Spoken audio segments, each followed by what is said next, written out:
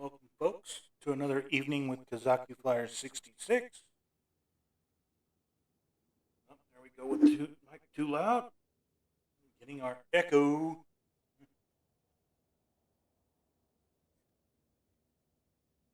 think we lived next to the Grand Canyon or something, which I flew to earlier today.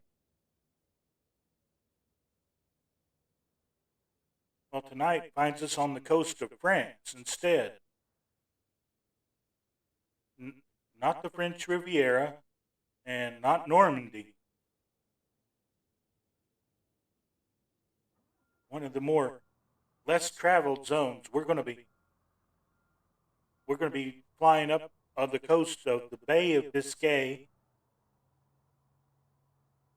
from the home of blue cheese dressing to, well, the 12-year-old in me can't say it with a straight face.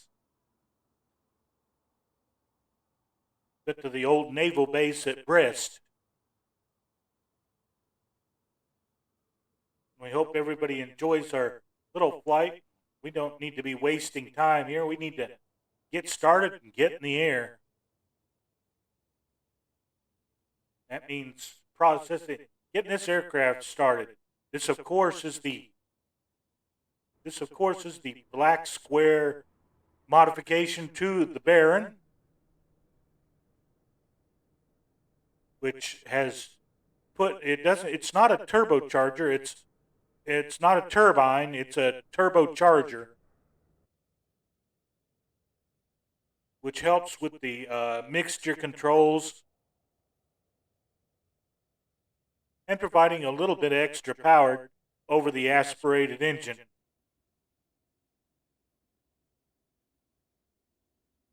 But we hope you guys enjoy the coast of France as much as I do. It doesn't have some of the scenery that should be there, but it's still very beautiful. A lot of the bridges are really great to see.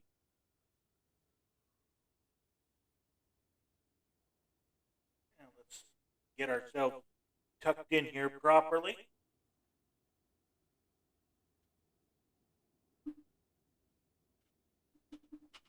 Get our feet up on the pedals. Let's take a look at the controls here.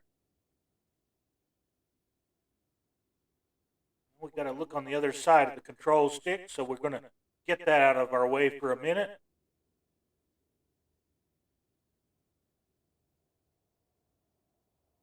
Let's turn the battery on. Battery, alternator, right alternator. We're going to turn our fuel pumps on to low. Okay, the internal temperature here is 60, nice comfortable 60 degrees when you're clothed.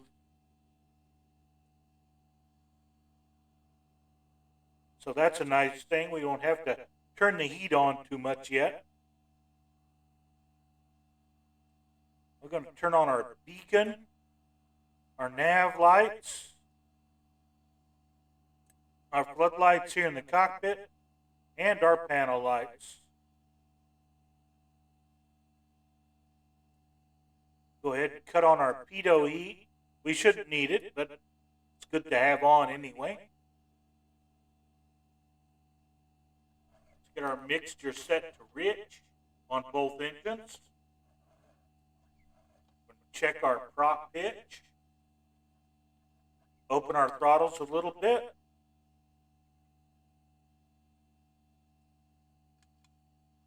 Magnetos to left, right, and both.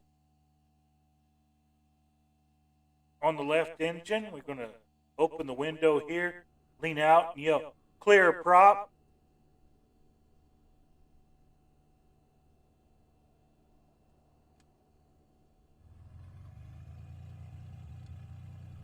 And there it starts. See if we can do the same to the right. Right, left magneto, both.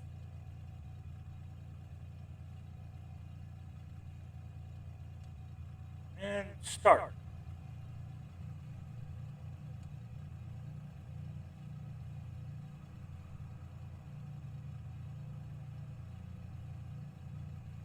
We have a successful start.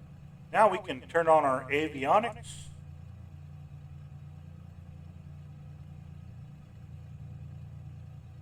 sure that's to stand by. We don't want to cook any crows.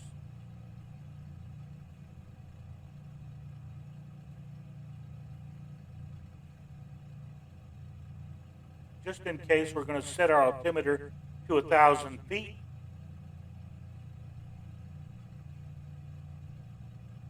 Our cowl flaps are open. That's what these two lights mean.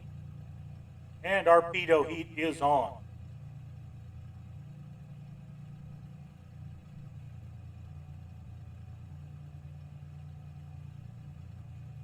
Let's get our instrumentations organized here.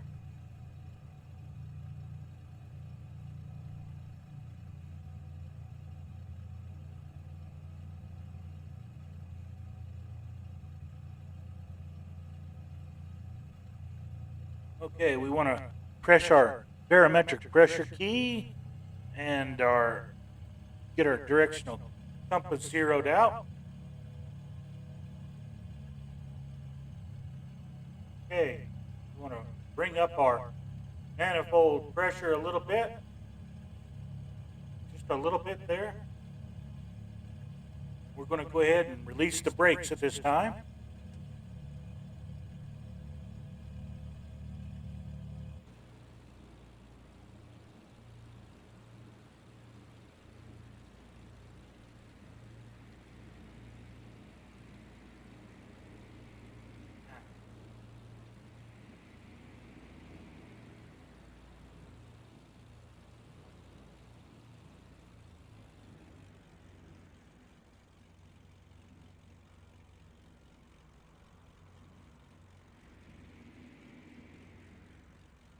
That wind is howling outside.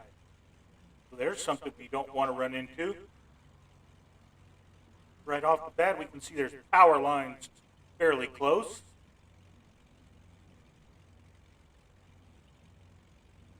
And for the helo nuts out there, there's a helicopter landing pad right in the middle of the taxiway.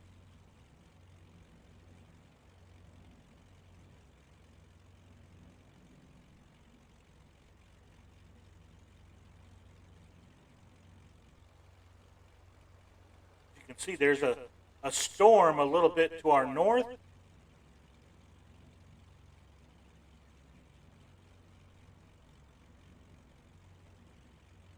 It is getting close to summertime.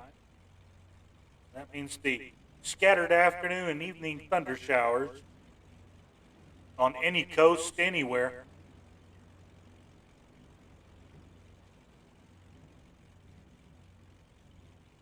I'm going to use runway 30. When I checked my METAR a couple of minutes ago, winds were variable at 1 knot. They're not currently at 1 knot, hence they wouldn't be howling so much.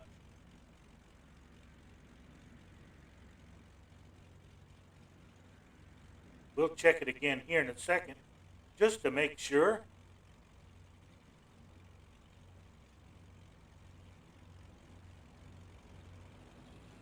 But we might as well get taxied down here. We may have to taxi all the way to the other end.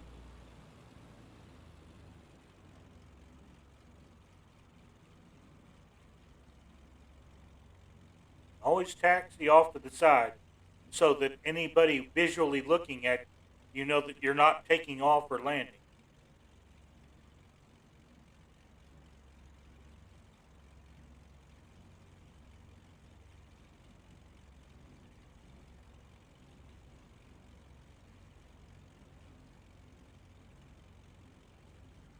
Okay, turnarounds on that side of the runway.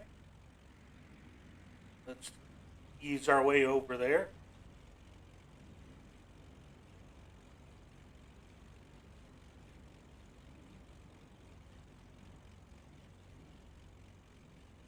Okay, there's a nice turn-off spot right here. This is as good a spot as not to make our mag checks and run up as any.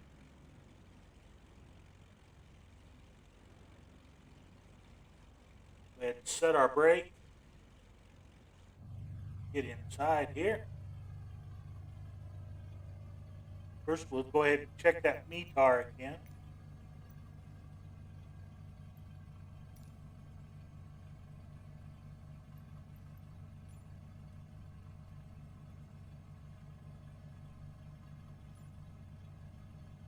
Santa Agna, Lima Foxtrot, Delta November.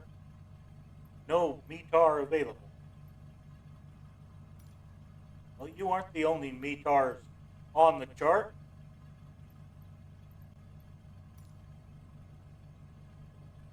What I'm going to do is open Sky Vector.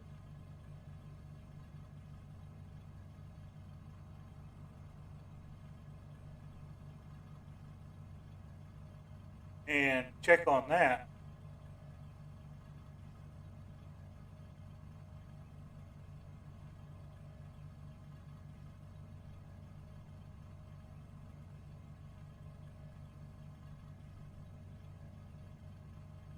If I can find it, where'd I put it?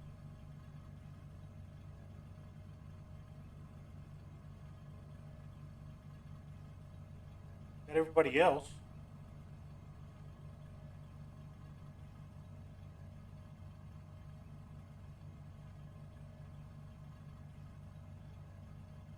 That's simple enough.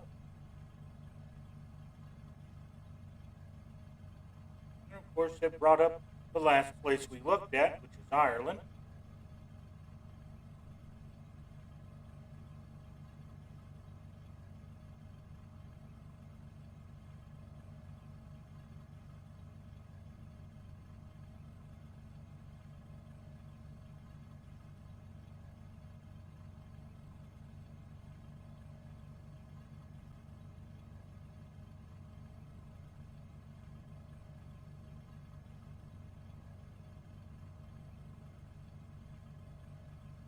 Okay, the nearest I can find is at La Rochelle 11 minutes ago. 330 at 2 knots, scattered 4,300 feet, broken at 6,600 feet, and overcast at 9,000.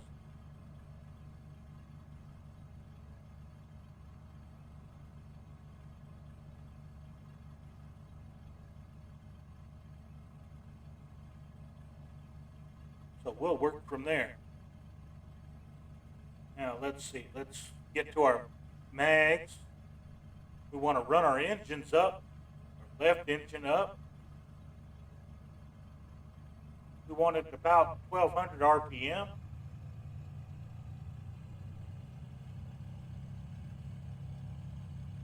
Okay, there's 1100.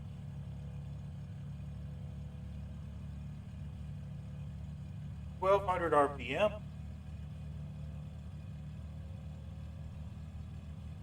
We'll check the right one first. Right magneto. There's the drop. About 50, maybe 75 RPM.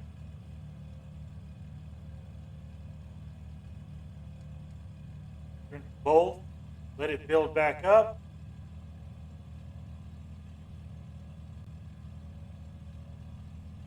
And click it to the left. Check its drop. About the same. Okay, return it to both. And relax the RPMs.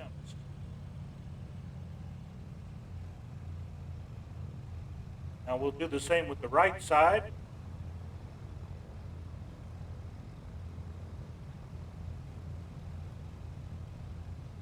Bring it up to about 1200.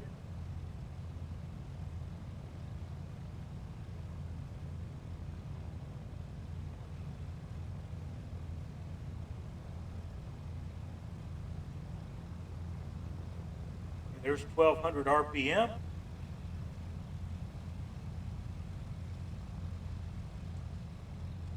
Right magneto check. A little bit of a drop, not much. Set it to both. Comes back up.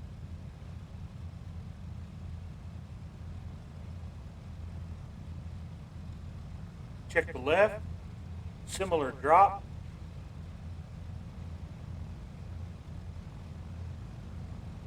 About 100 RPM. Click it back to both. and ease back off the RPM.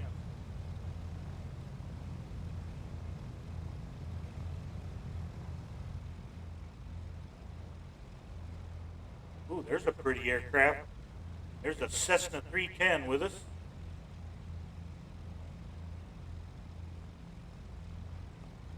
Beautiful Navy markings.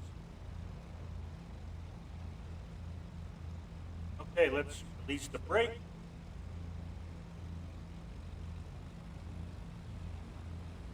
Get ourselves moving here. Start our turnaround.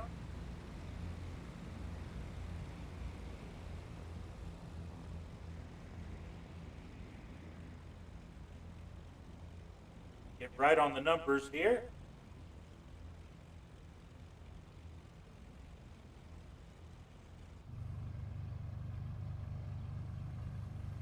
Okay, on our stick, got our hands on the throttles.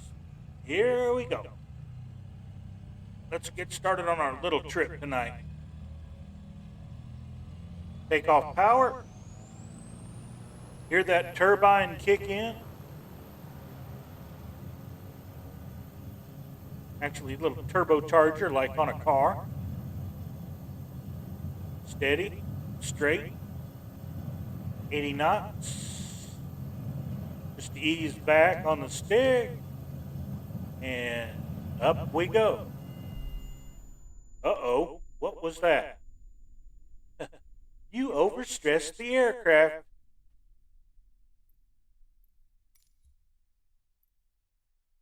The flight will restart. That was bullshit.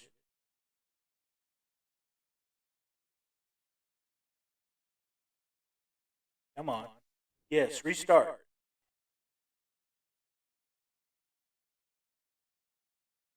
That I've done that hundreds of times, and it's never done that before. Welcome, welcome to Apollo 13. But we're going to shortcut everything and cheat, and just restart everything.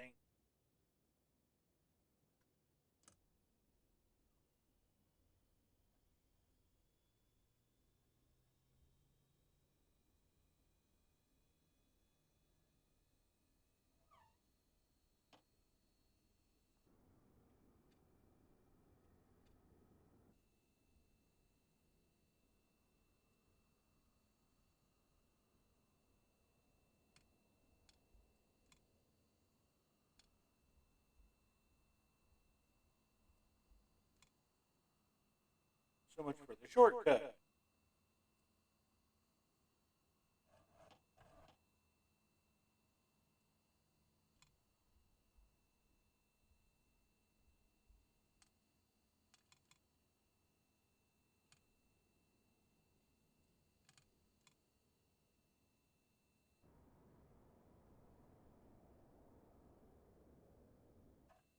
Of course, now it'll want to give us fits.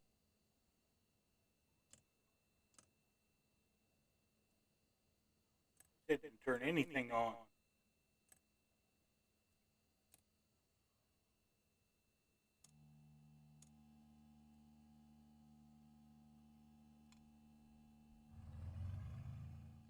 There's the engine.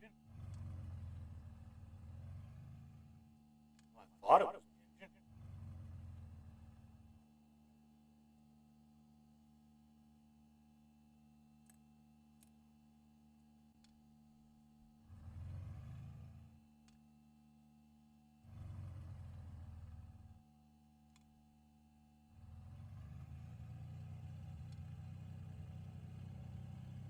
Right engine started.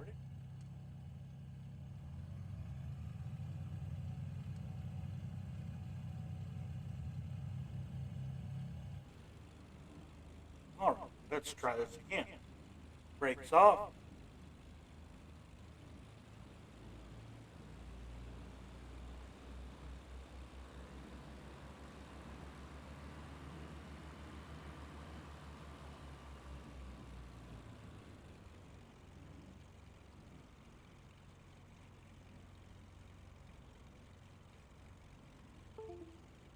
And of course, now it wants to disconnect everything. Oh, great. I can't even turn. Well, what I can do is pause.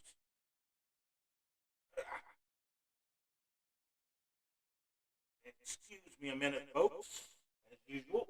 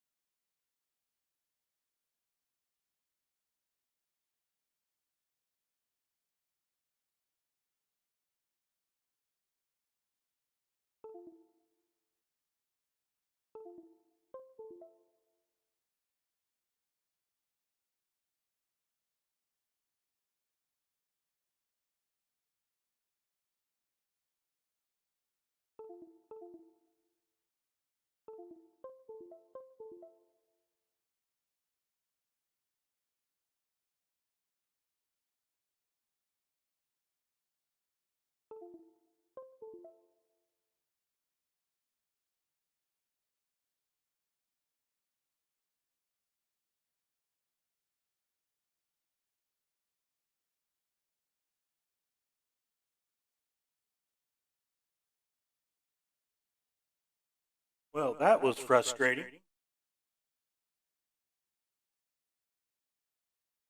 No more than I didn't get back into my chair and then tried to do it again.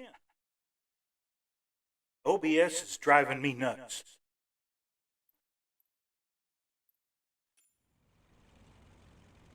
And there it goes.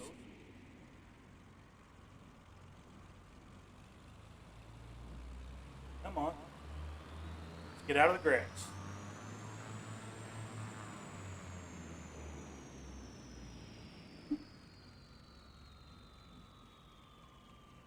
Both feet on the pedals here.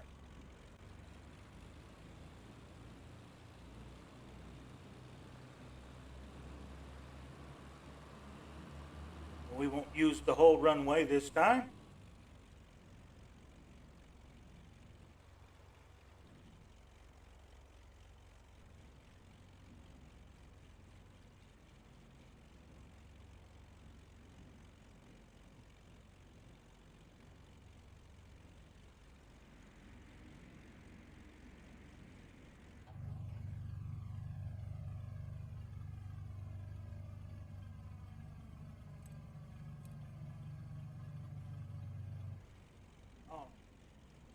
Let's try this again.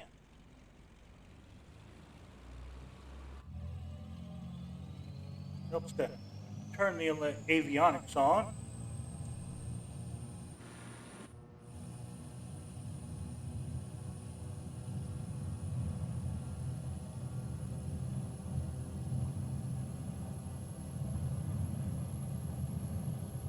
Okay, 80.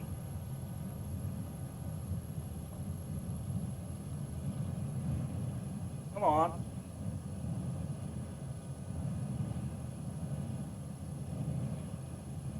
Great. Gear up time. You're coming up. No flaps.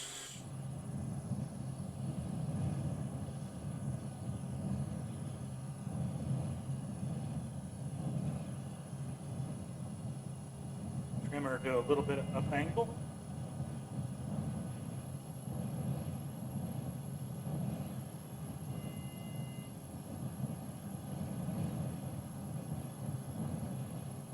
Trim.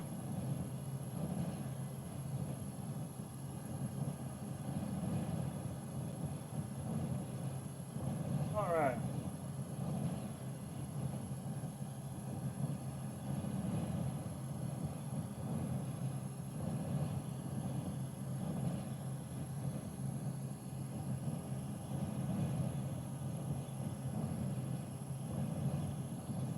Okay.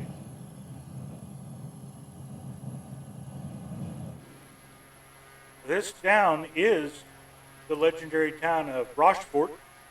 The caves in this area, this is where they grow Rochefort cheese, the legendary blue cheese. It's found in all of our dressings.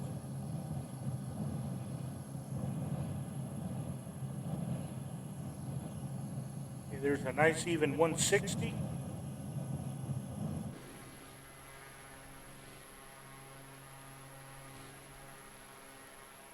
Okay, that's Colonel Fork in the 310. Awesome.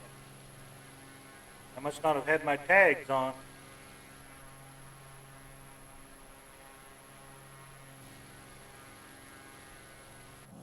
Okay. Now I want to hold an altitude of 1,000 feet.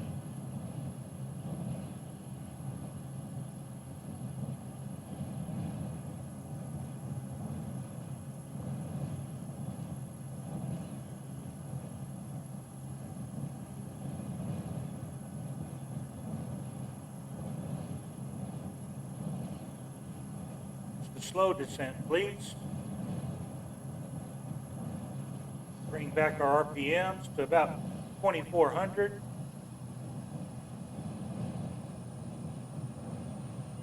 On both engines.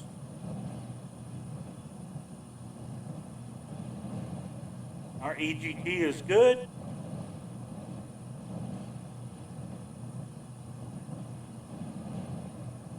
There is definitely a goodly sized rain shower out in the bay today.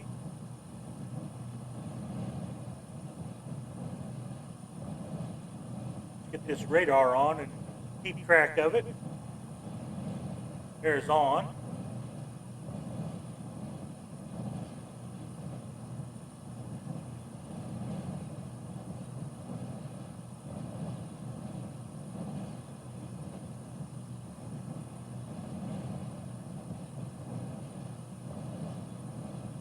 Showing rain very close to us at the moment.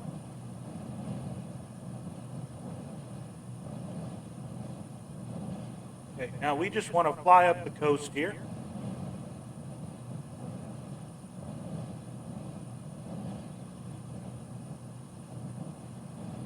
We're going to be passing some very famous places, some very famous French ports.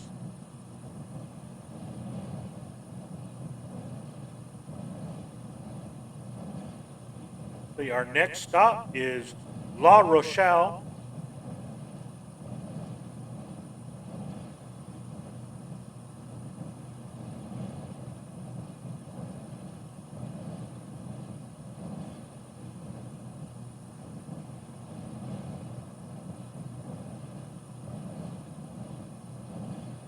We're cooking along at 200 knots. We need to slow down just a little bit. I built this right around 200 knots.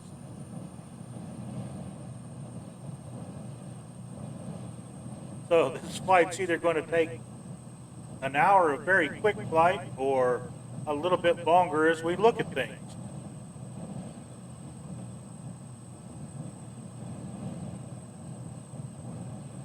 How's that for planning?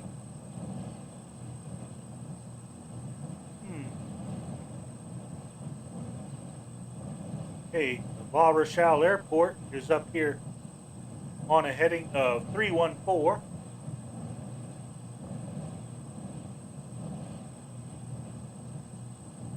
We'll change our heading bug over to 314.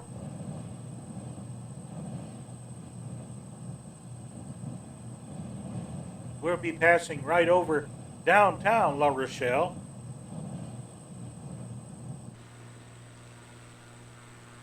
That's it below us right now. Passing over their church and cathedral.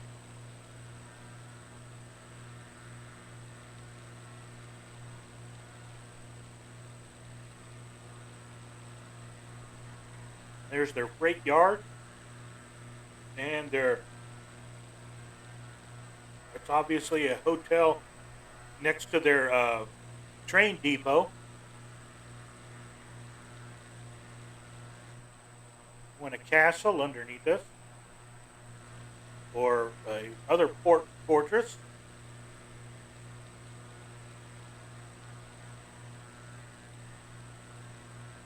Yeah, you're right, Colonel Fork. I did leave it open.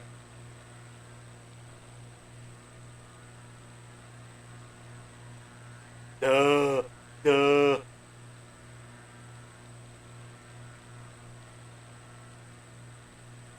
And now we will show more of our intelligence by eating mud.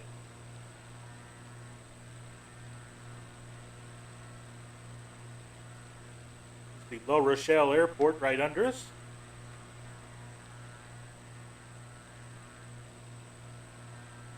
We're going to move our heading bug back to about 3:30. Pass over some French fishing boats.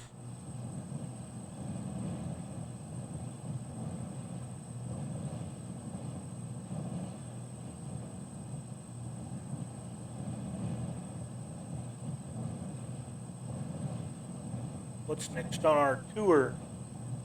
Let's see. Okay.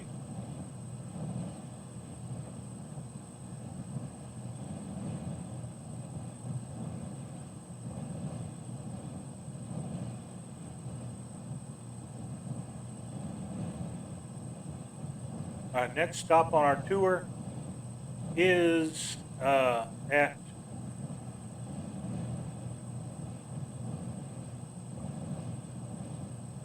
turn those off. There. Saint Nazaire.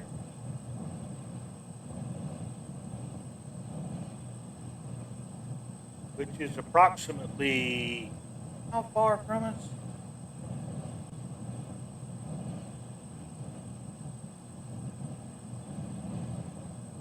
Okay, it says 74 miles. We should cover that fairly quickly.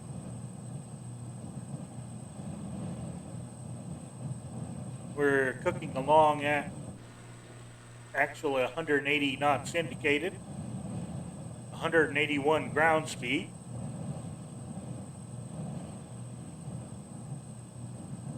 Which we'll leave this storm behind fairly quickly.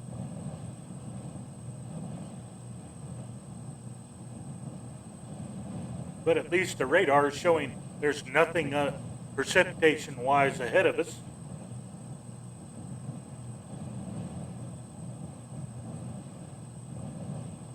Yes, it has worked for me in the past, though I haven't seen any indication that it stopped working.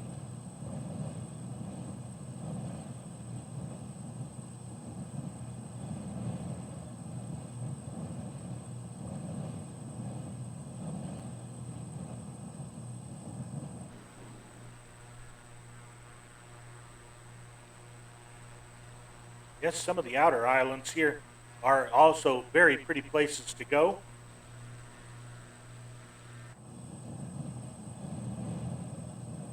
Let's see if I can pronounce the map.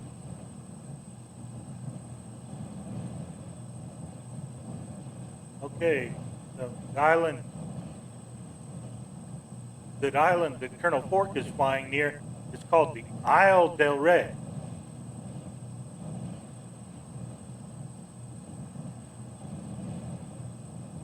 That at least makes pronunciation sense, which it's French, so it's got to be wrong.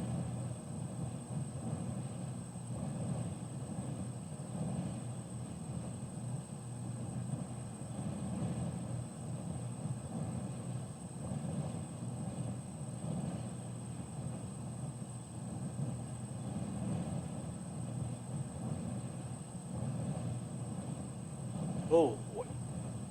3-3.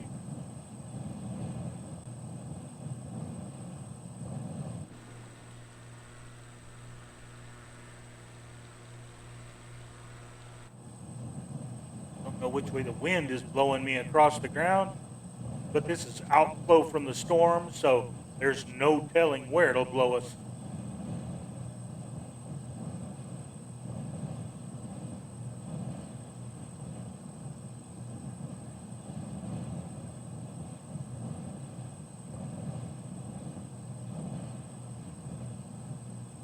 I'd fly at 1,200 feet, but 1,000 feet seems just as good, and it lets us see everything on the ground below us really nicely.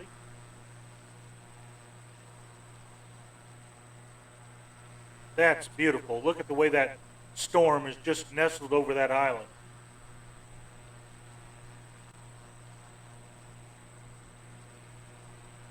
Hope it's not getting you too wet out there, Colonel Ford.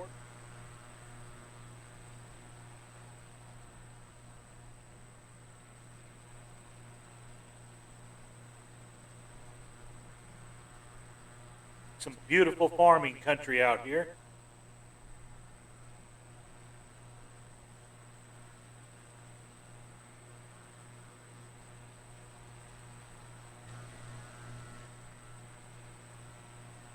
Now I'm taking a more direct route to St. Nazaire than I did the other day when I tried this out.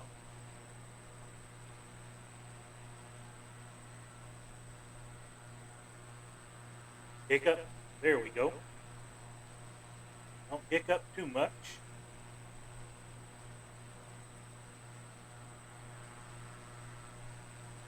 Now that's an interesting farm. Little bitty farmhouse and great big barns.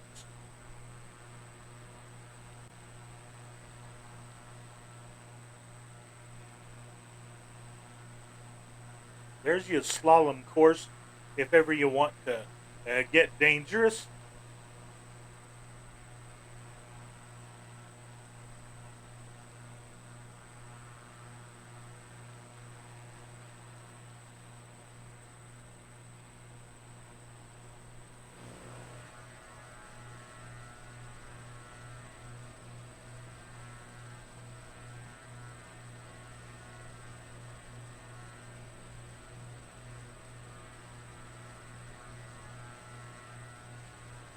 Well, at least it let me have time to mute the mic before I cough.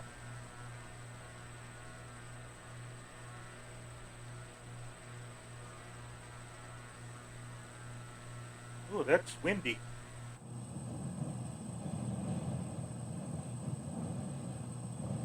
We're going to make a little course correction to about 300.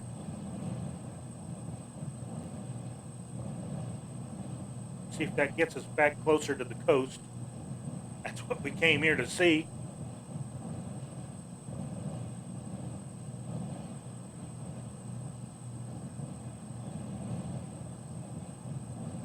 Oh, he's actually showing both of us clouds at the same time.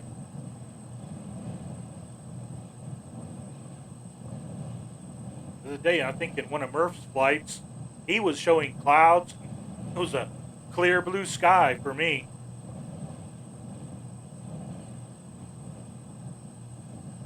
Which shows you the state of our servers sometimes.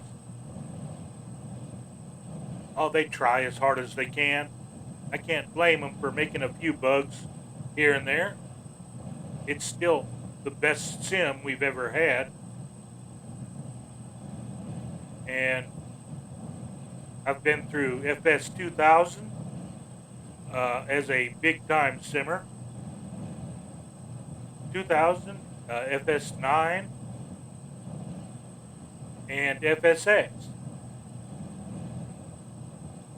I never did try X-Plane, although I did goof around with IL-2 for a while.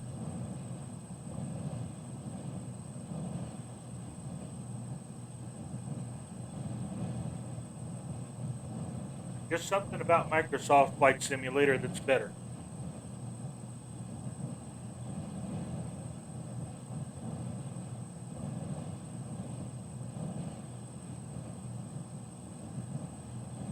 How is X Enviro? I'm using Rex AccuWeather or AccuSeason. So it doesn't mess with the weather, just changes the ground.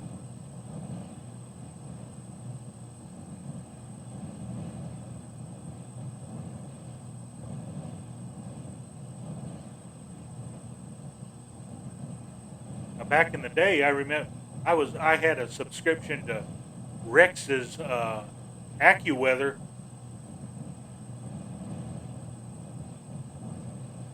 And we thought that was the bee's knees because you could literally fly from your local airport, look outside, find that exact weather inside your sim.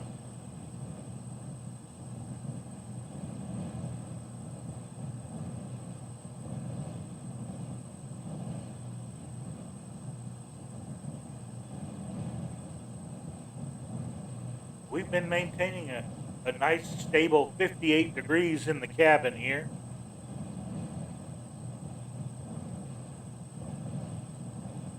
Well, why it's still showing that. We'll close that.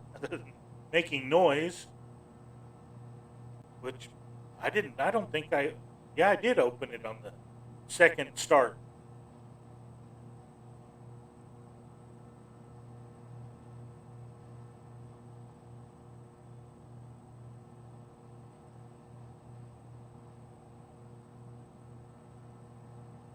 I can't remember opening it, but I've got Swiss cheese memory anyway, so I'm lucky I can remember to turn the battery on.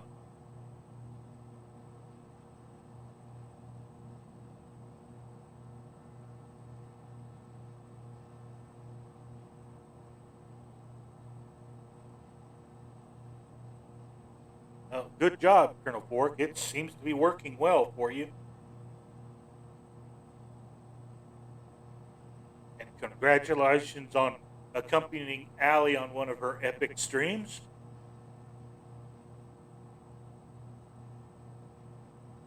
There's the beach ahead of us.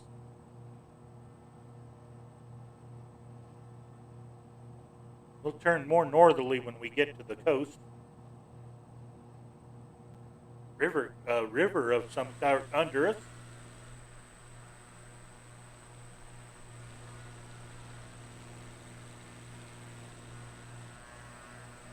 There it is.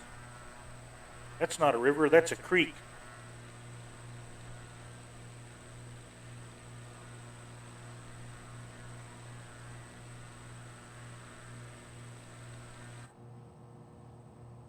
Then it dumps out into an estuary. Probably lots of oysters and crabs there.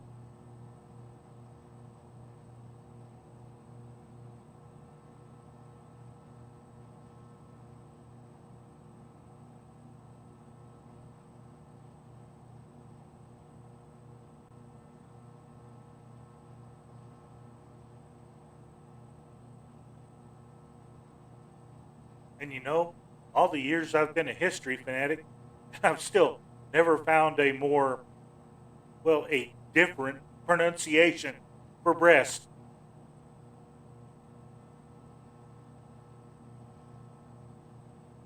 No matter what I've looked at or seen in historical shows or documentaries, it's always breast. Not bre or something else, it's breast.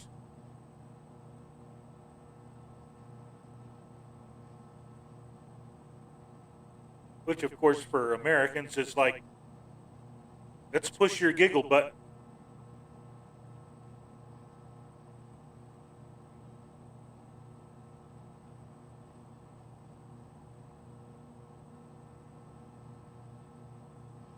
Reminds me of the sign out in Arizona I wish I'd stolen. There was a sign on one of the backwoods roads up in the national parks that I always wanted to steal every time we went by it. I just didn't have the hacksaw to cut it off with. It was within reach.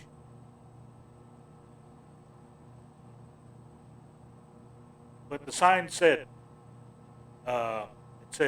Prescott 7, Skull Valley 14, which always reminded me of a good football score.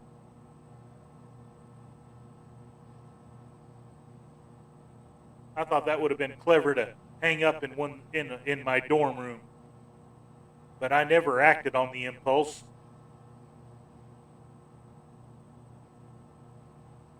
We did some pretty strange stuff back then. One night, one of my suite mates conned one of my friends who's a pilot to take him and fly him over the campus.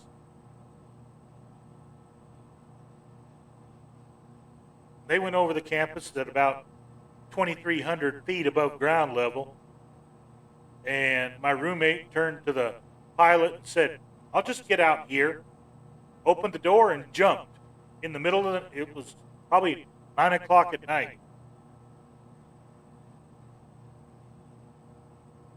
But he was a certified jump master, and he had had nice slim, one of the slim paraglide parachutes under his coat, and he popped that open and landed right in the middle of campus and had to scramble to keep from getting caught.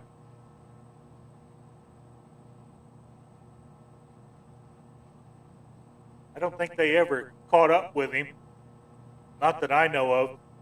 If they did, they kept it unofficial.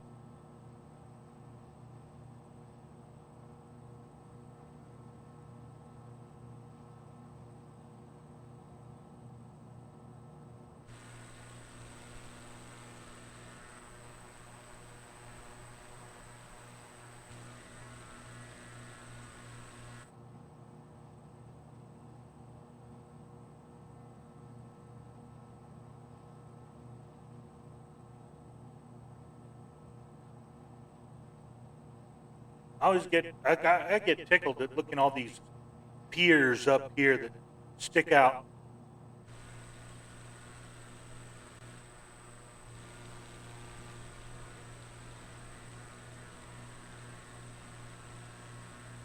Seems like every couple of 100 yards there's a fishing pier that sticks out into the Atlantic.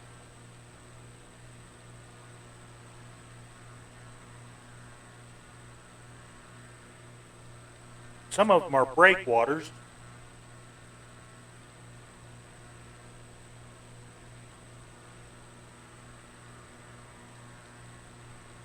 A lot of sand. Somebody's racetrack.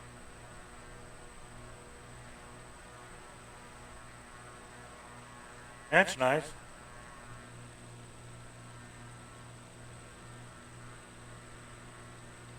Wonder what kind of cars they rev up and run around. Probably go-karts or minis or something small.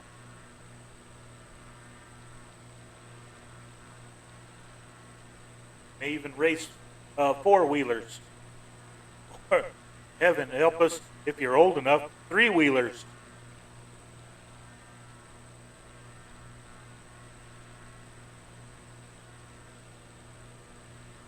These do look like some pretty beaches down here.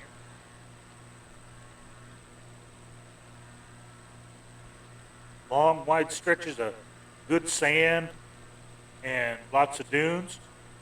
Here's a golf course.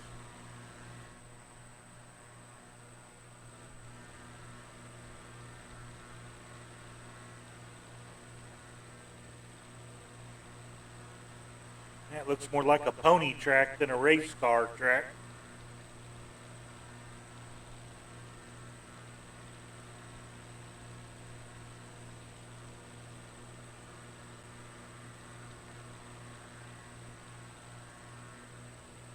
Yep, that's for horses.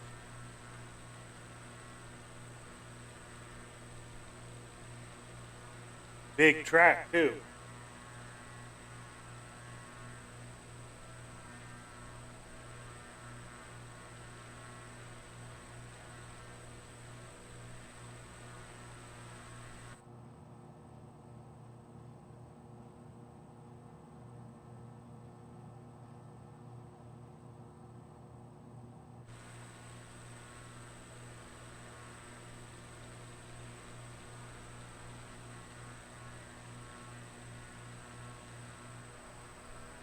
Oh, there it is. I think. Oh, no, that's a wind. That's a wind farm.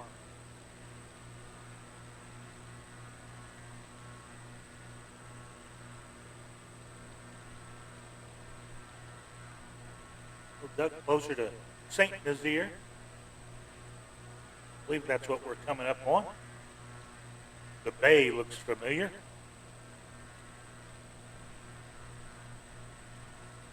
Okay, it's not this bay, it's the next one, but we're headed toward it.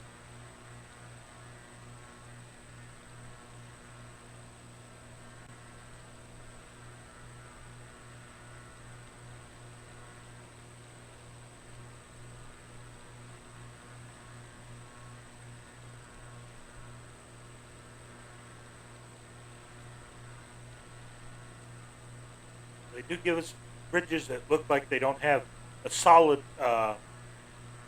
structure.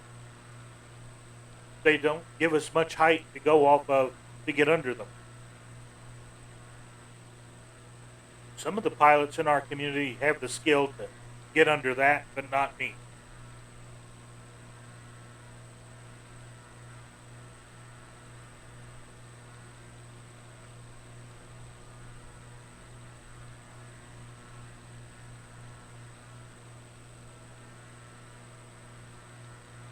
Now, St. Nazaire, I never learned by heart from other games, but one of the places we will be visiting or passing over, Lorient, I did learn by heart the curves to get out from the river mouth or the river area back out to sea.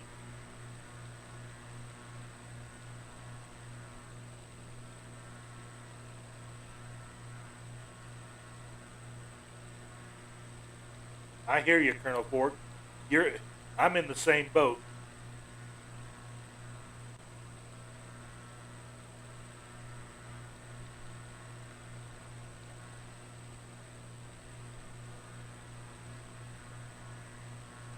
And for some reason, I'm just a living no trespassing sign.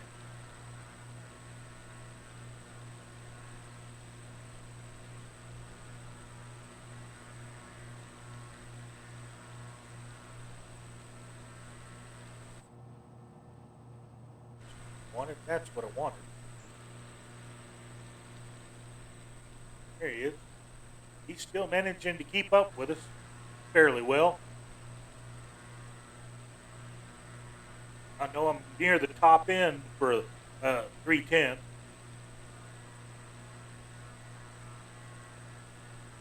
least the ones here in the sim, a real life 310 will do the same speed as this aircraft.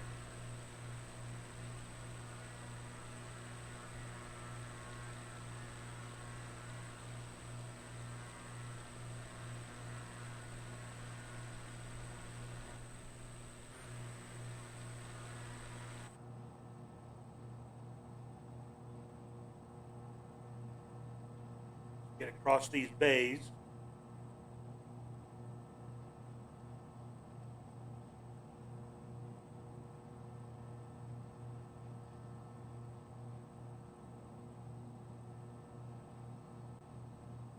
Now, there is a bridge up here at St. Nazaire that I want to try to fly under.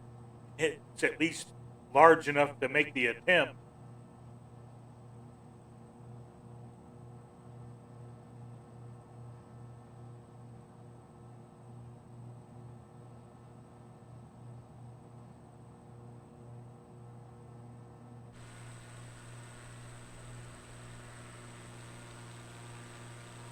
There, the skies have cleared up really well, considering how dark and gloomy they were when we took off.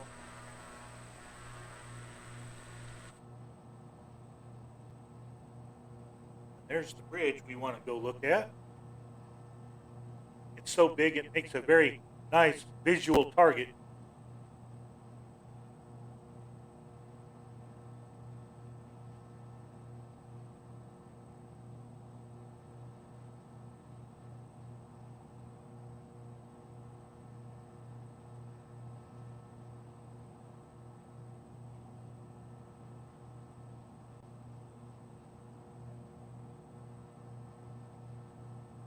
Just watching our instruments at the moment. Everything seems to be good and in the green.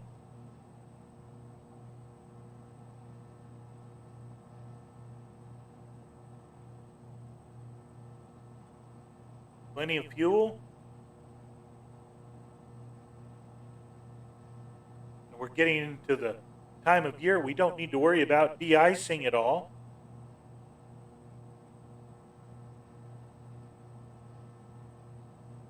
Which is a blessing, but at this altitude would be a death sentence if we did.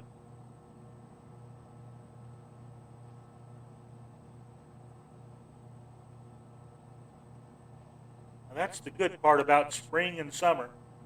No ice.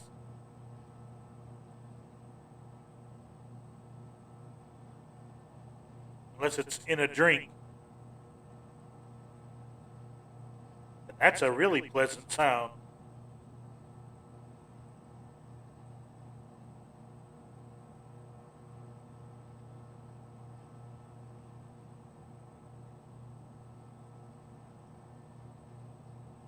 I've flown under this bridge in a Spitty and a P40, but I've never tried it in a twin.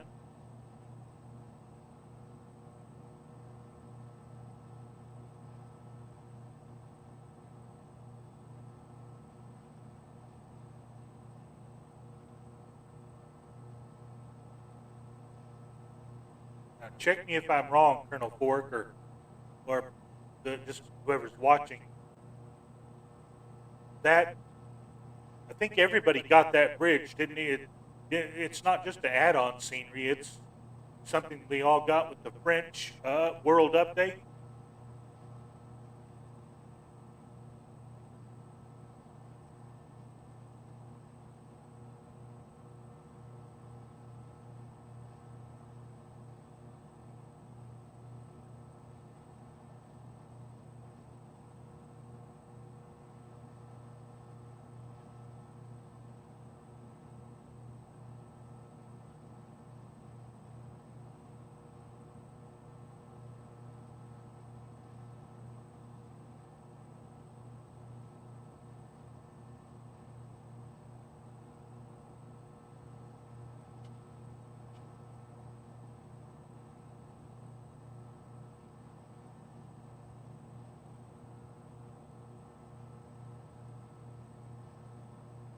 Okay, disengage the autopilot here.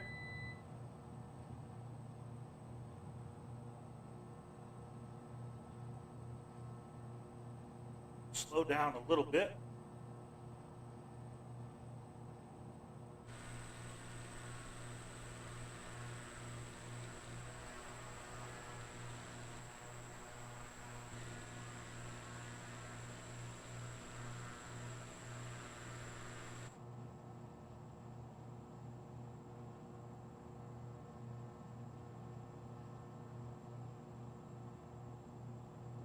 This is a big bridge.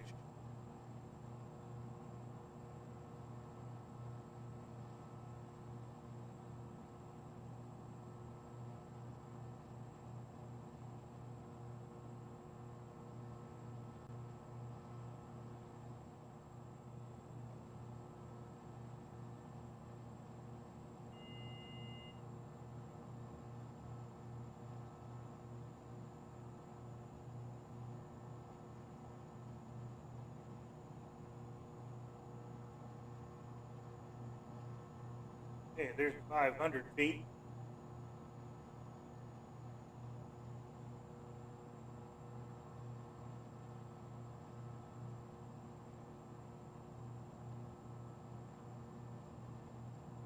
Well, I'm going to find out if we can go under it or not.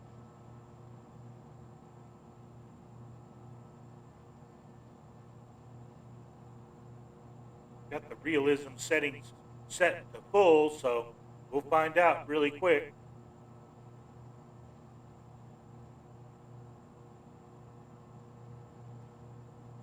It's a pretty bridge, I'll give it that.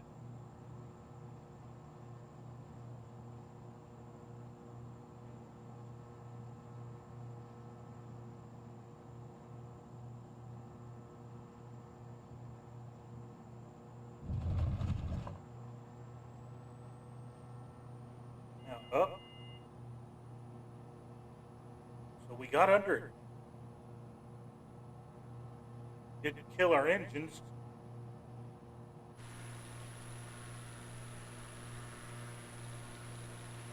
And we'll fly over the local airport here. We come around back to the coast.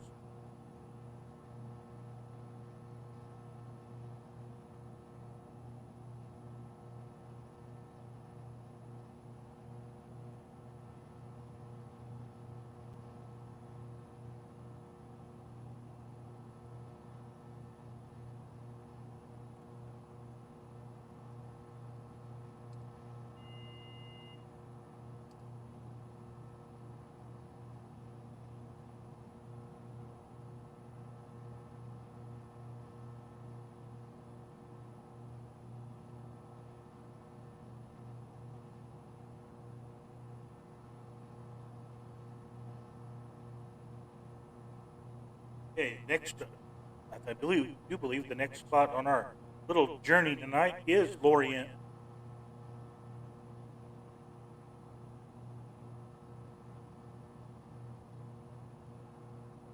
52 nautical miles up the coast on a bearing of 299.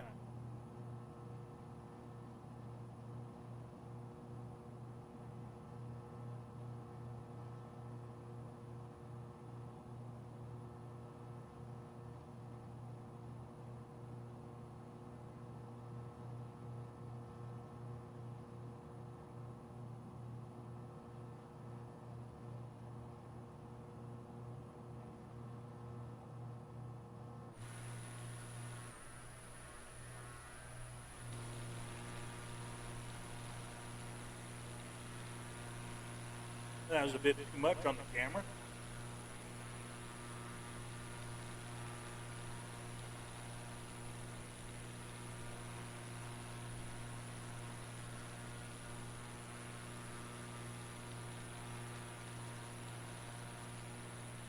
I don't know if I'd take a Corsair under that bridge, the way it bends its props so much.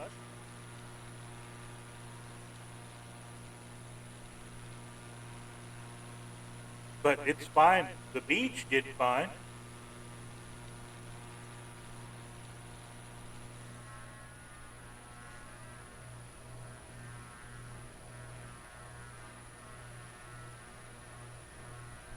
There are lots of water courses in this part of France.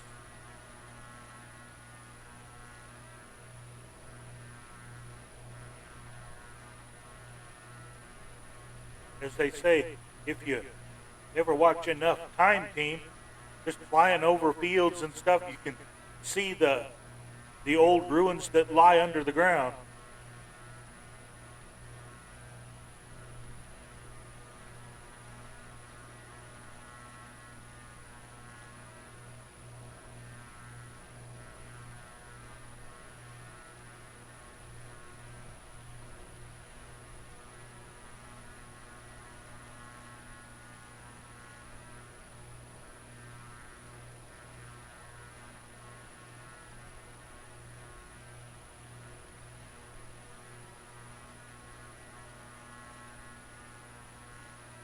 Sometimes the scenery just speaks for itself.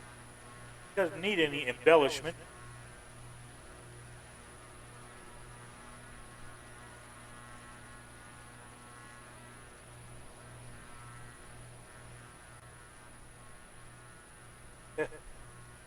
Okay, I know what those patterns look like. I've made enough of them in my life. Those were round bales. We did the little square ones, but that is definitely tractor, the way the tractor spins around to bale the hay.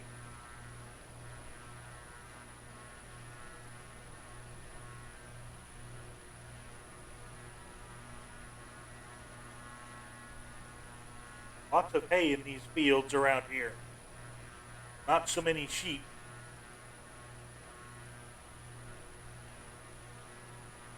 Although there are a few sheep, like in that field right there.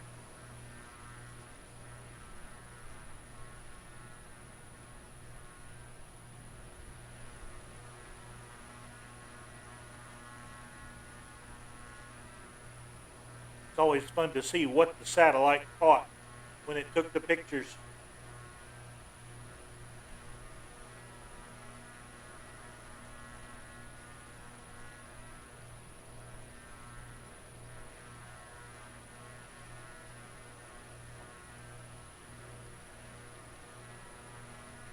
Now this one may not, the doors and stuff and baggage hatches may not open and close like on the 310 and such, or the 414, but the actual systems and such are absolutely A plus in this black square Baron.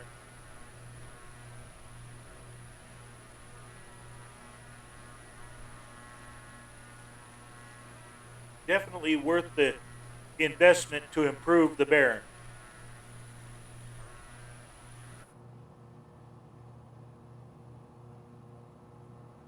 Anytime you can get rid of the totally glass cockpits, that's always a plus. I don't mind having a good Garmin for as navigational aid, but I don't want to depend on it for all my instruments.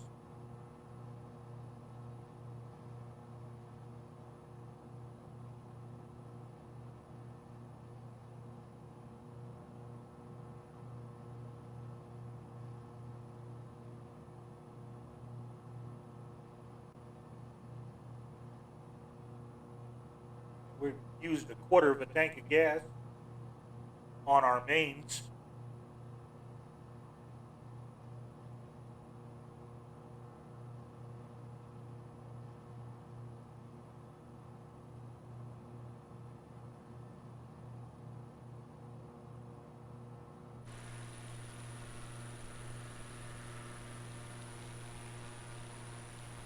The sky keeps getting prettier and prettier and clearer as we go north.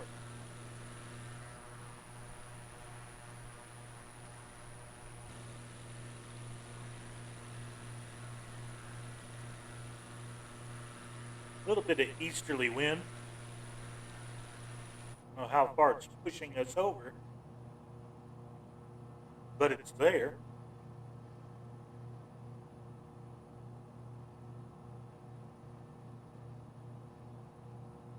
Well, Colonel Fork, I don't blame you. I'm a 310 fan to the core myself.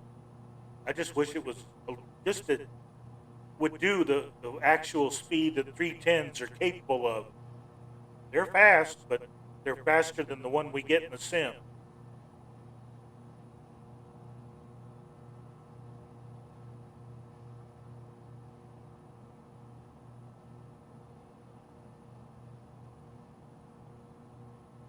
It's kind of like the P-40s or the Spitfires. I know those things will do 310 to 320 indicated, but I'm lucky to get them up to 245.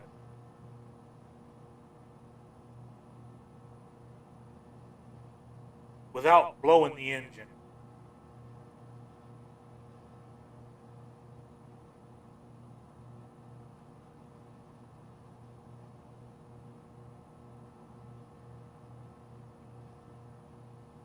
I will tell you, I had this kind of authenticity with my panel in the 310, I'd probably fly it all the time.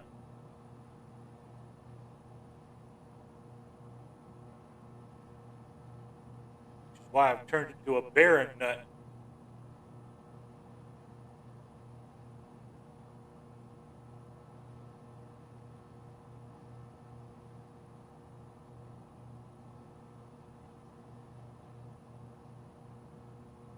Actually, it's not an easterly wind, it's a westerly. Good grief. That's weird to have a continental wind like that.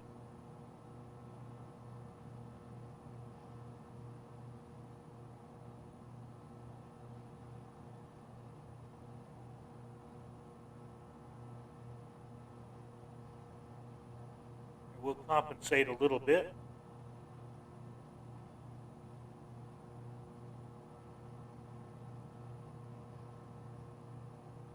Get the feet off the pedals so that the turn coordinator will come back, because it's showing us way out of balance.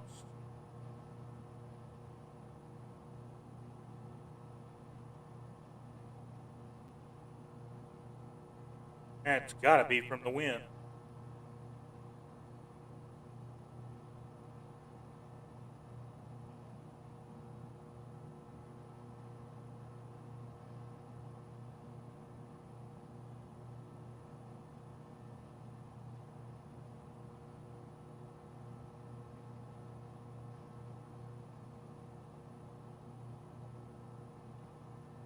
I think that's something in common with all of these engines. 2,400 RPM. It'll definitely that's a really well balanced setting to have on your engines.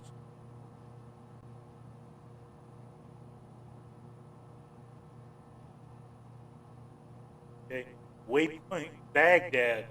I don't think so. No, Bagad. No, they left the D out.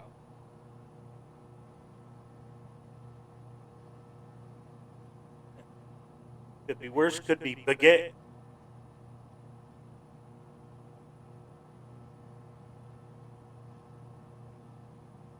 Best baguettes I ever found were outside of Pensacola at a French restaurant we stopped in for breakfast one morning.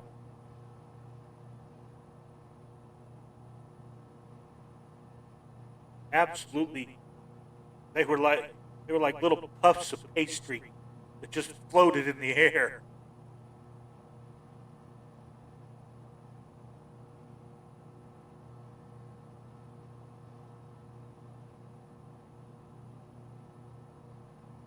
People I were with, they got like a dozen to go.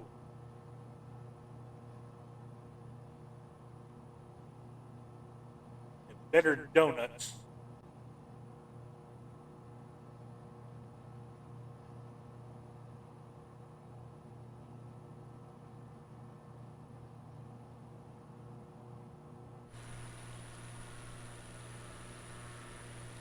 You've gotten out of. There you go. A bit too much.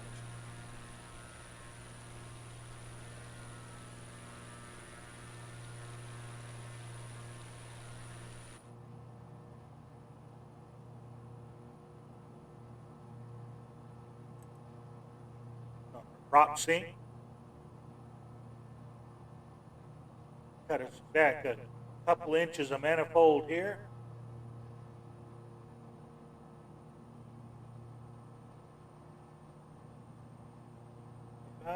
26, 27, 2800.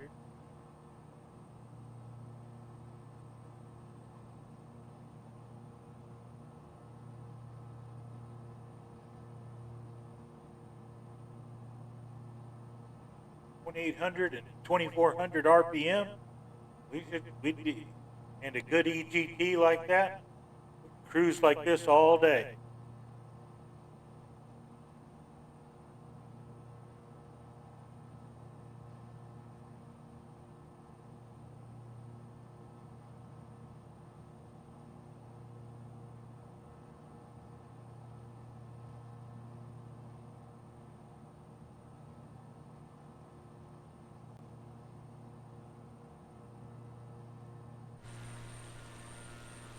That's still cooking us along at 180. Let's let Colonel Fort catch up a little bit. We'll go all the way down to 2500. In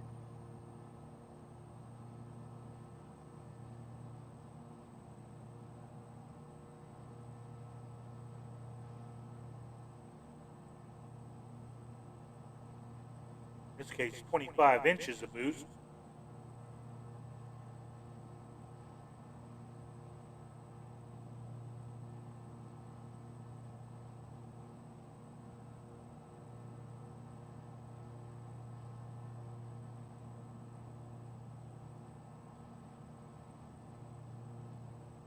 Keep the same RPMs.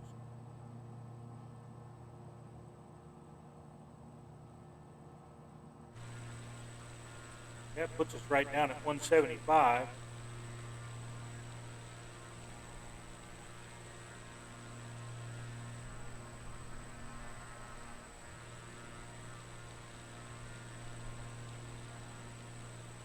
Now there's a nice little inlet to take a boat up.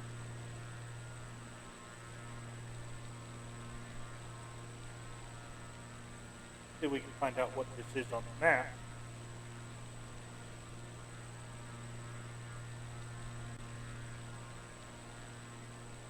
Itel is the city on our left.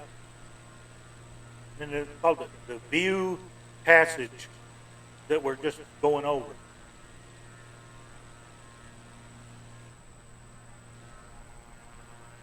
Right there.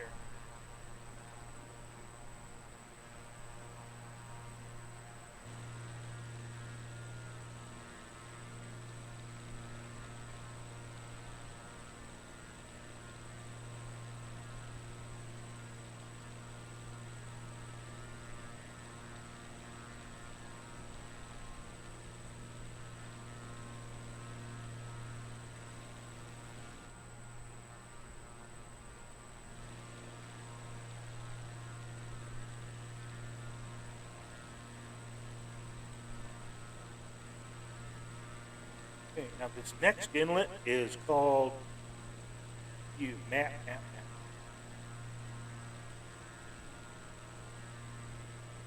Okay, this is the actual Lorient inlet.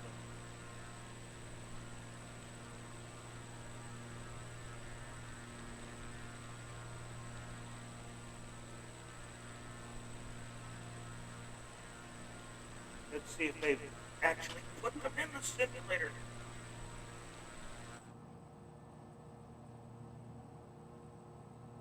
That leg gets harder to move every day.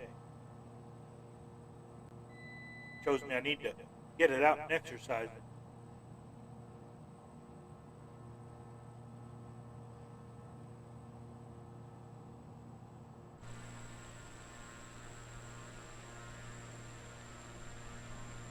Well, there's where they should be.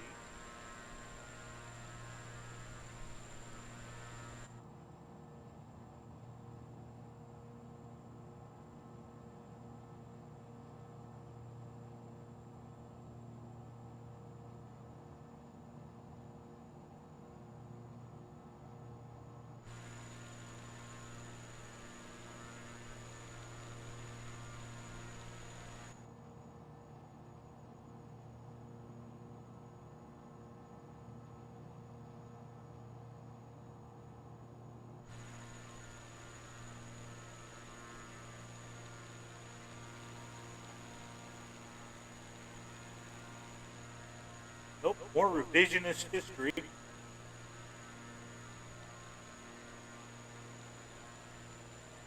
If we can't see it, it never happened.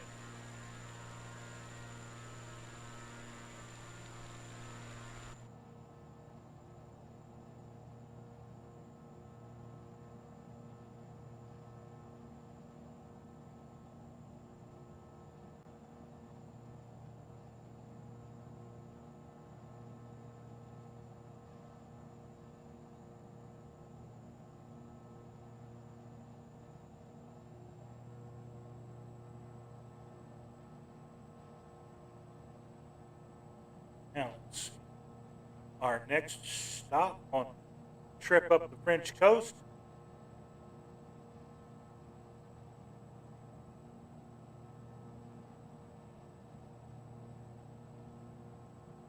is Concarneau, the little bay.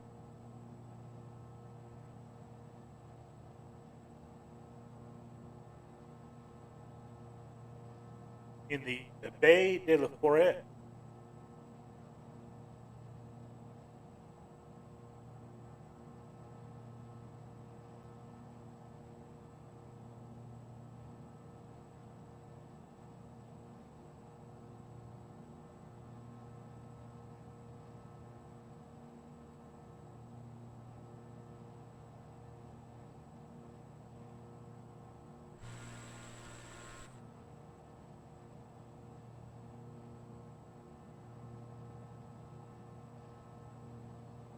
Double check my heading here.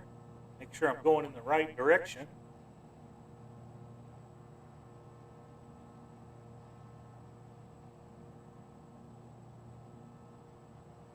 I love how the French, with the throttles again, the French are marvelous at using every square inch of farmland that they can. They run right up the coast.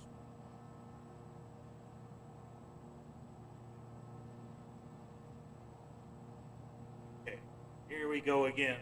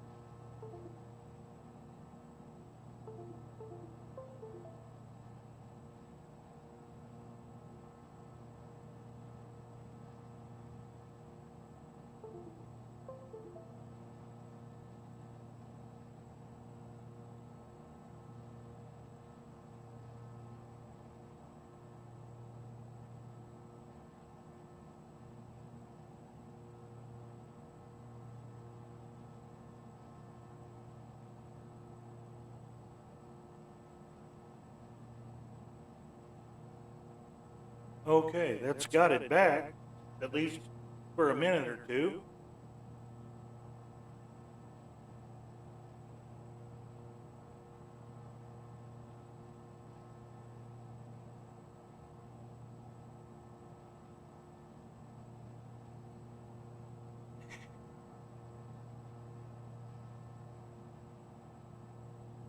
You get set up a certain way, and of course it's got to change it around.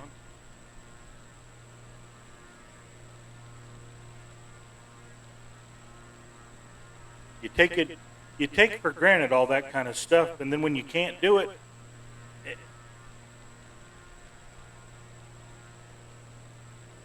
or at least can't do it as easily, you appreciate it more.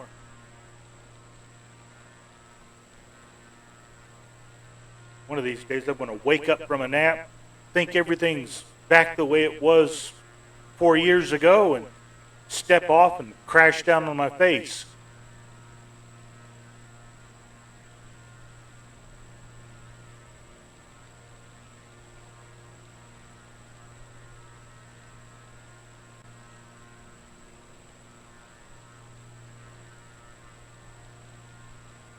Got quite a lot of rudder showing there.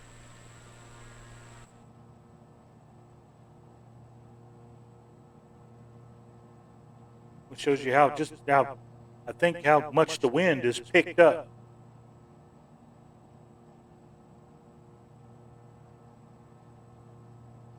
Let's see what the map has to wrong.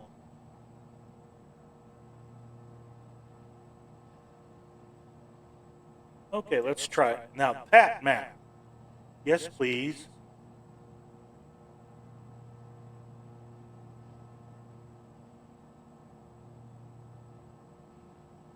Let's see where we're going here.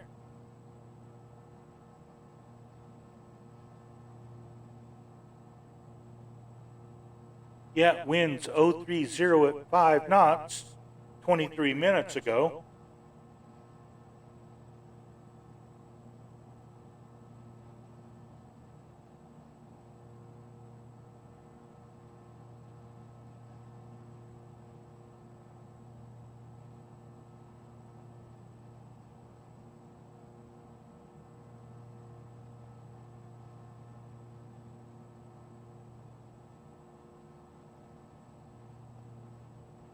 Yeah, between 020 and 030, somewhere between 5 and 8 knots on the ground.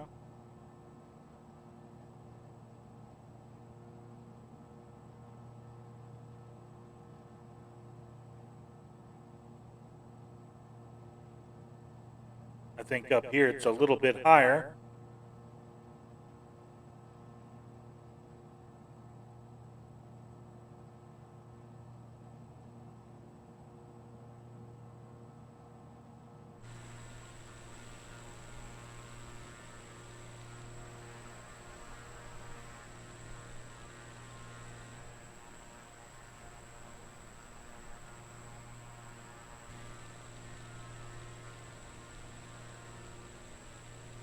I love all these little bays and little river.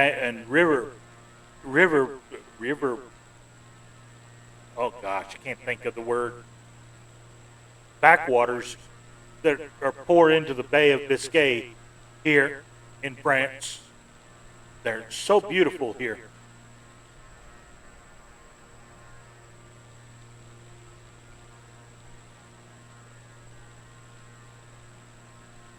Bit of traffic on that little road down there.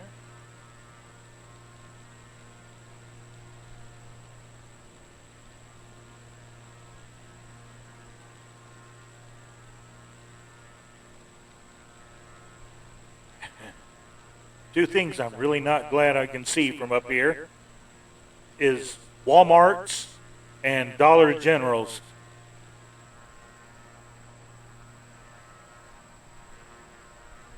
We've got a veritable plague of them here in Alabama.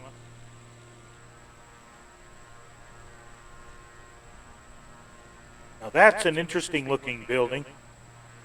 Looks like it should be a proper fortress down there.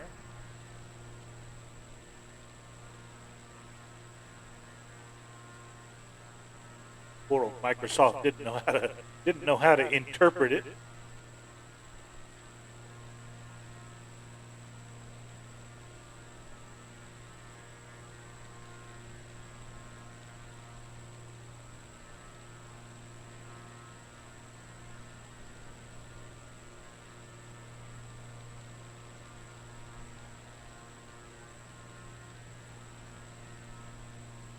Yeah, that wind's got us pretty good off course.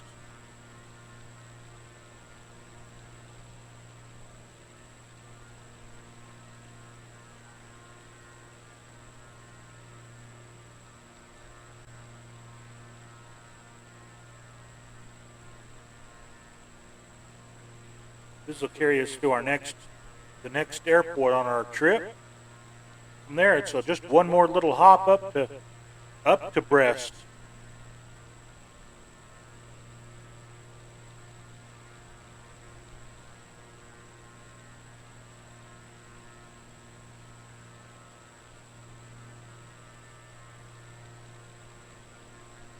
"37 miles, what the map's saying.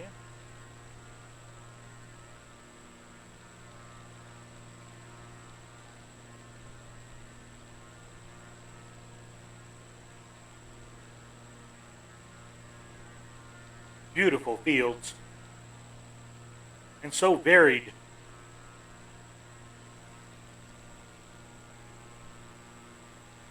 That's a very nice looking chateau down there.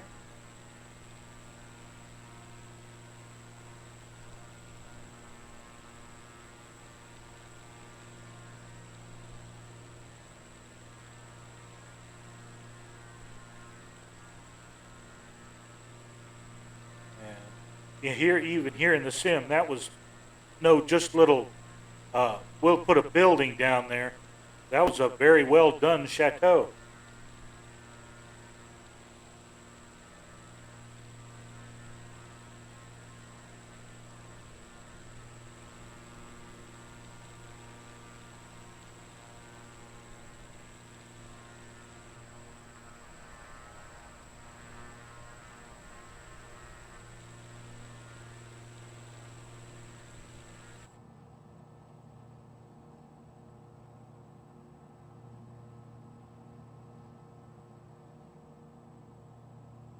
Slow down a little bit more.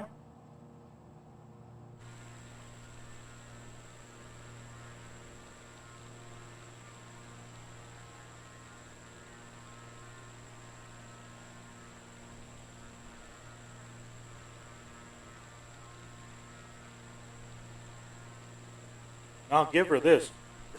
These little turbines rev up, and they really want to make it go.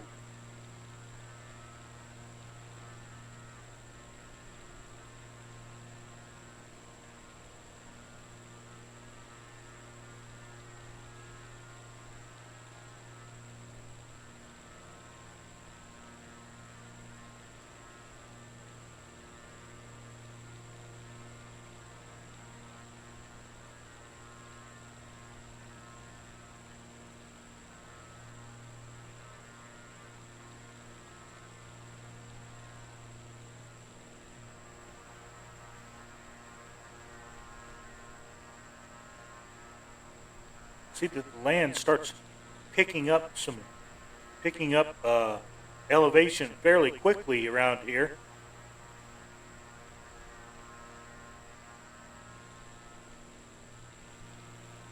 The beach is only just a few miles over there, and we've already got pretty steep river valleys off to our right. I need to be changing course here.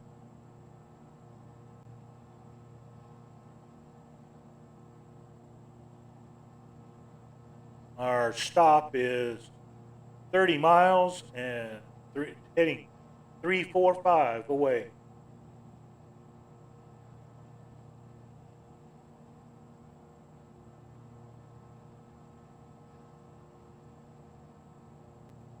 I'm going to give it 350 and see if that counters the wind.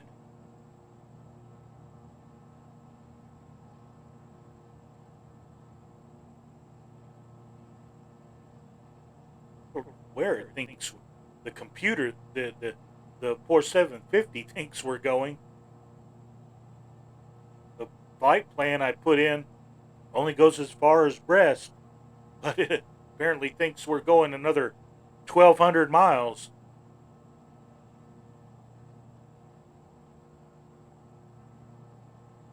Nope.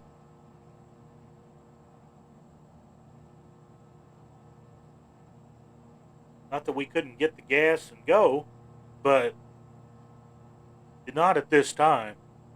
Not on stream. I'm not as patient as Allie is. I get fed up after about 2.5 hours.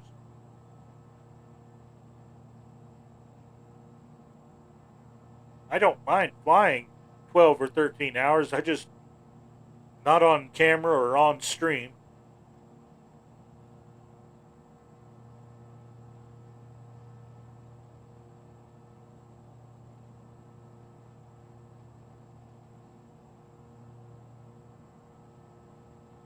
Come across another bay up here.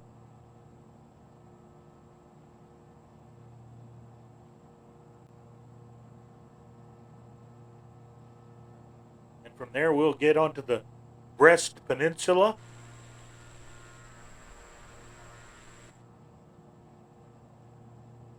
Let's see. I'm gonna go here. No, back up. Back up. Flight plan.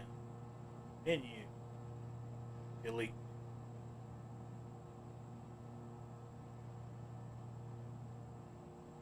Awesome. Now we're going to go direct to, what is that place? LFRB. And the mouse.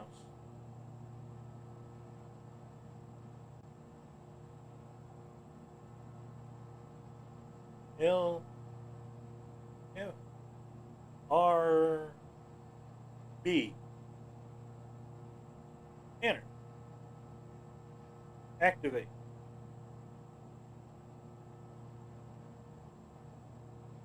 Okay, now it says we're headed there and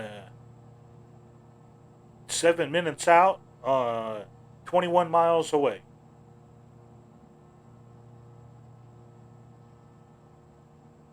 Awesome. That's better than 1,200 miles.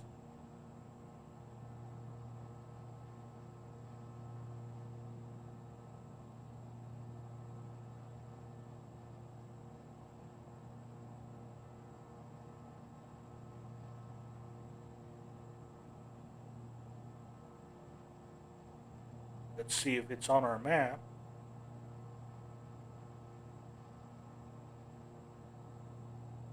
But we should pass over it anyway, because we're going directly to it.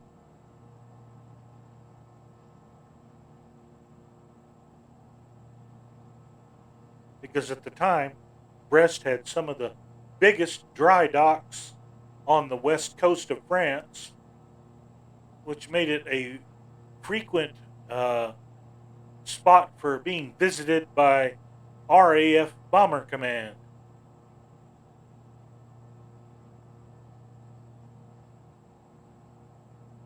Eventually, even the Royal Navy got in on the act. They paid an unexpected call.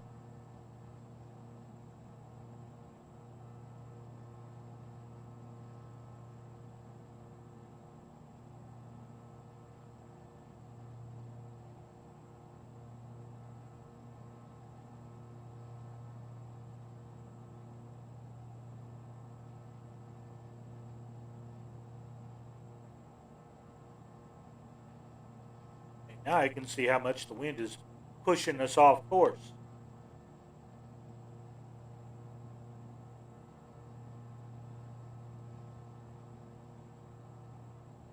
So we just added a few more degrees to compensate.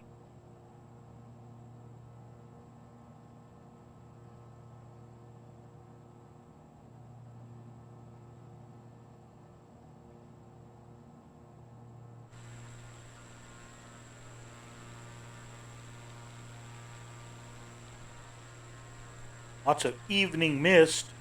It's almost a fog. Of course, the closer we get to England, the more I expect fog. There's an interesting little hill complex right there.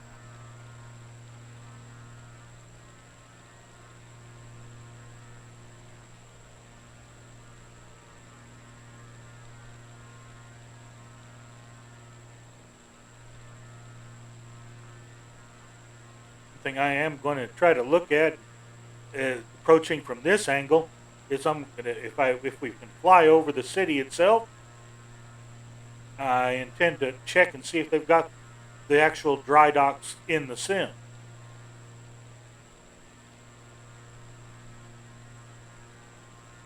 I don't expect them to.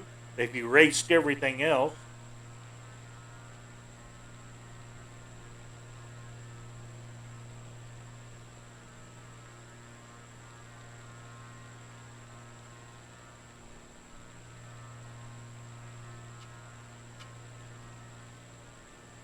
From a monetary standpoint, we don't want to offend anybody.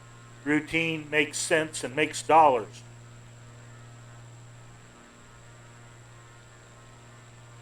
But it's the real world. You're going to offend somebody along the way, whether you want to or not.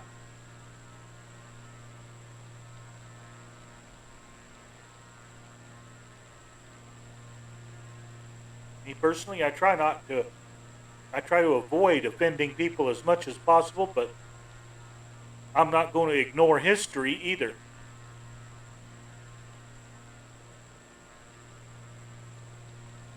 Okay, that ain't no city.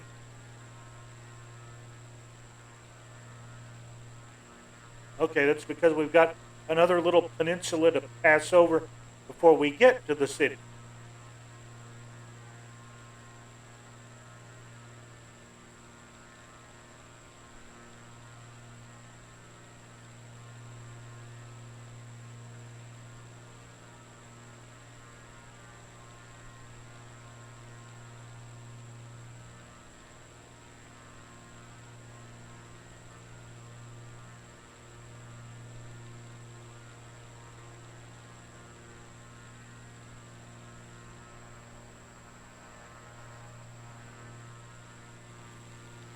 This fog keeps getting thicker and thicker. I bet you the more we got over toward England, passing over a chateau again. That's a big one.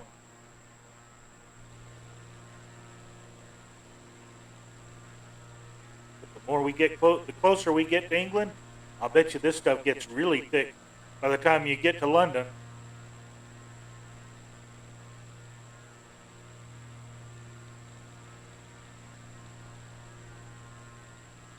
Now, just to look at it, I'd say this bank is much higher than the actual city.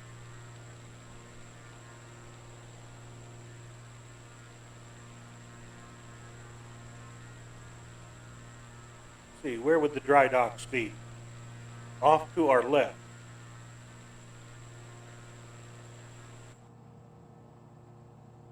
Let's go see if they're there.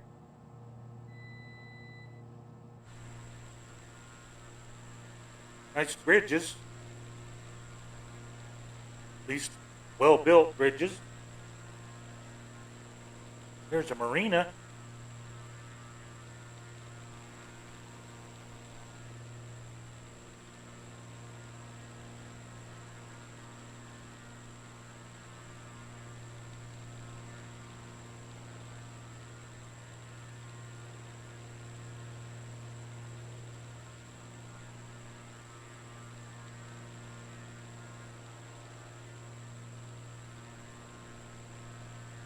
Well, at least that's where the dry docks are supposed to be.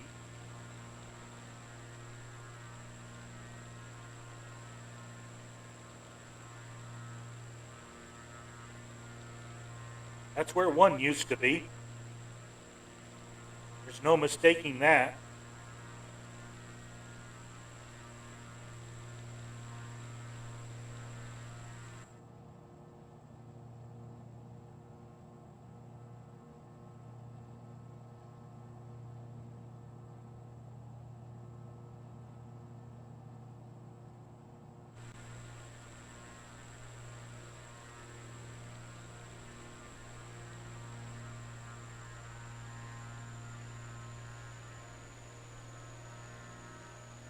Okay, this airport, if we can find it again, is going to be our final stop for the night.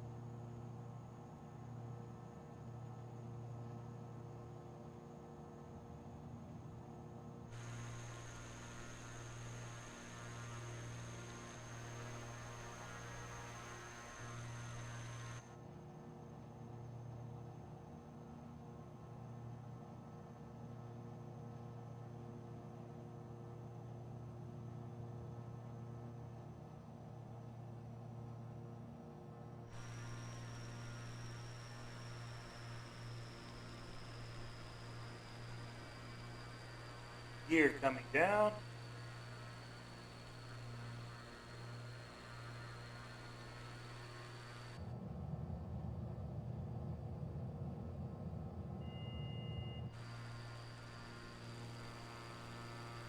Colonel Fork's lights off to our left.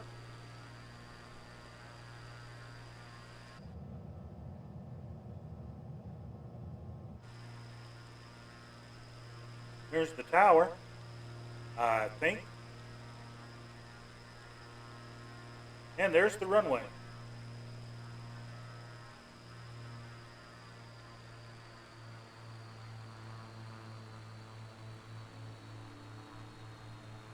Okay, notch flaps.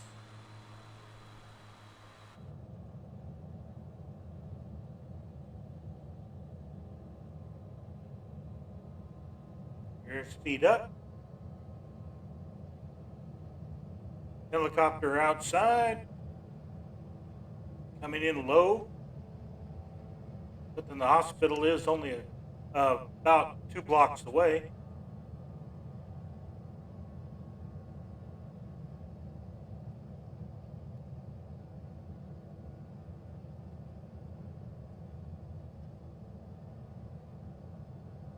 Okay, coming down. Here's over the threshold. Set the throttles.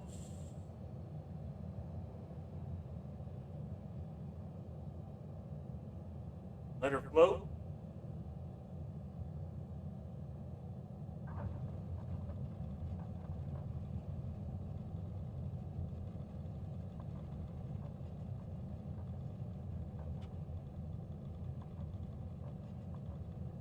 Do the rudder dance. Start looking for a taxiway. One coming up on our right.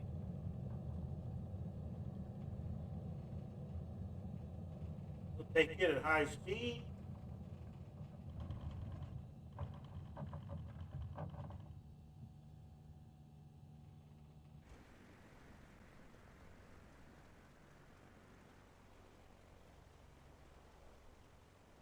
Just in time to watch Colonel Fork come in.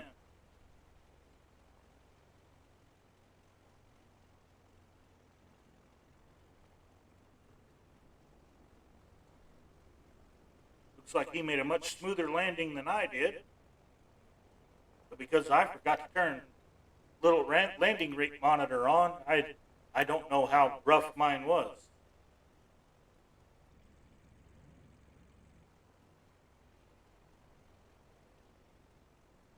Which is actually better than I usually do. I usually remember to turn it on after I've taken off. Halfway there, it's like, oh yeah, I need to turn that on.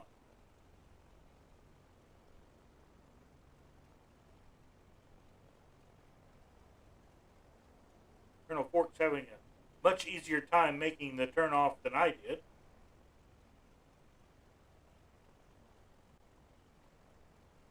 Much more graceful turn.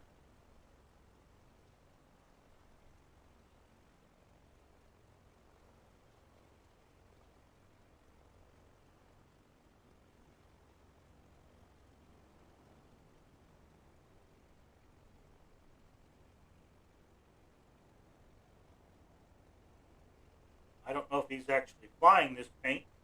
He's showing up in my stream as a Firefly Air.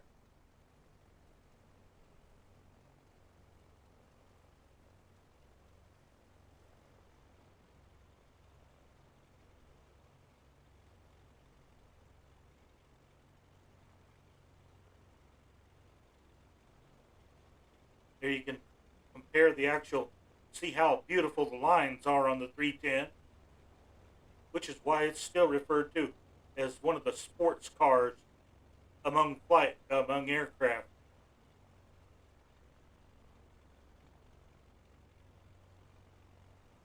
It's absolutely got the most gorgeous lines.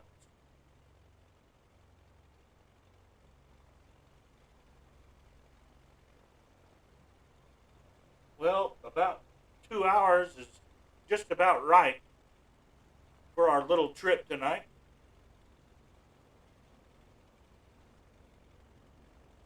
Because it's always nice to show off the French countryside and see the actual French beaches besides the ones we always see at Normandy and at Calais.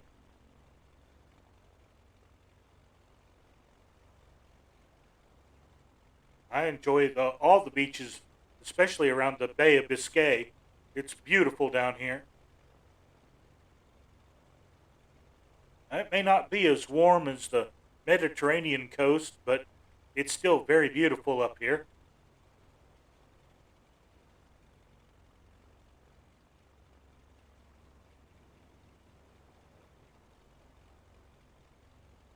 I'm just going to go ahead and get out of there for a second so I can chop the throttles here, kill the engines.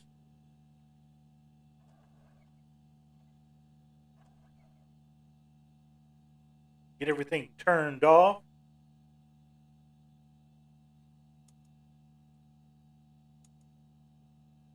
Beacon off, nav lights off, floodlights off, panel lights off. Prop sync off, avionics off. Pitot heats off.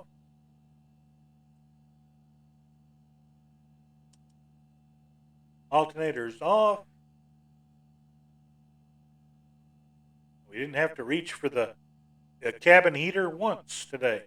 Battery off.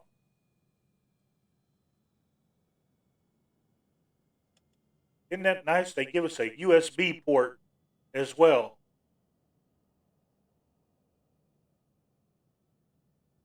So in case these instruments aren't enough, you can plug your phone in.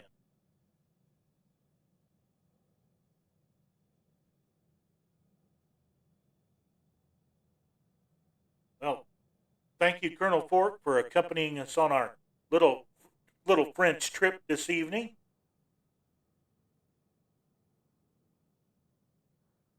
Flying with friends is always a much better experience than just flying alone.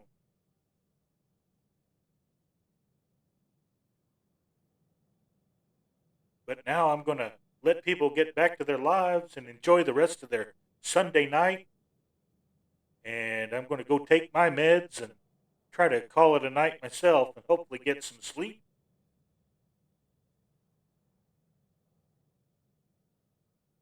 I'm looking across that parking lot. Wonder if Murph's got a Skoda over there.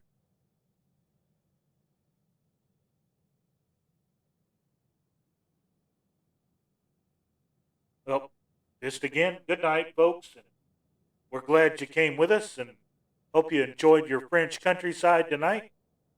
We'll try to find someplace interesting to take everybody to next weekend, and try to be a little bit better at conversation.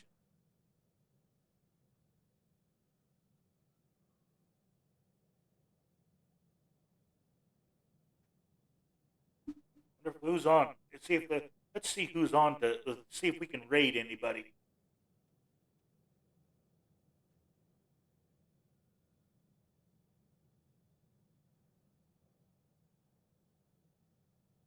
Hey, Scruffy is on, and we need to go ahead and raid Scruffy. Welcome him back after his week. He's had just almost as much fun as Fabio's had.